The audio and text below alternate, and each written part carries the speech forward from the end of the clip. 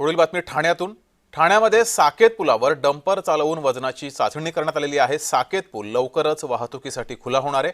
ठाण्याच्या जिल्हा नियोजन समितीच्या बैठकीत भिवंडी ते ठाणे दरम्यान असलेल्या महामार्गावर होत असलेल्या वाहतूक कोंडीचा विषय अनेक आमदारांनी उपस्थित केला। त्यावर MSRDC तसंच वाहतूक विभागानं या महामार्गावर असलेले 4 पूल लवकरच सेवेत येतील असं सांगितलं। आता त्यापैकी एक असलेला साकेत पूल तातडीनं डंपर चालवून वजनाची चाचणी घेण्यात आली आहे। त्यामुळे हा पूल लवकरच वाहतुकीसाठी खुला होईल।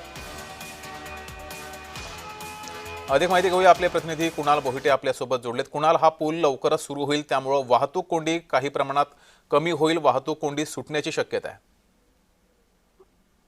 जगदीश, एकंदरीत पाहायचं झालं तर मुंबई ते नाशिक हा जो प्रवास आहे हा जीव मुठीत घेऊन प्रवास करावा लागतो, कारण अनेक तासांची वाहतूक कोंडी जी आहे ती याच मार्गावर होत असते। मुख्यतः ठाण्यामधून पुढे जात असताना बॉटल नेक्स जे आहेत ते या मार्गावरती होत असताना त्याच ठिकाणी साकेतचा खाडी पूल जो आहे तो निर्माण केलेला आहे।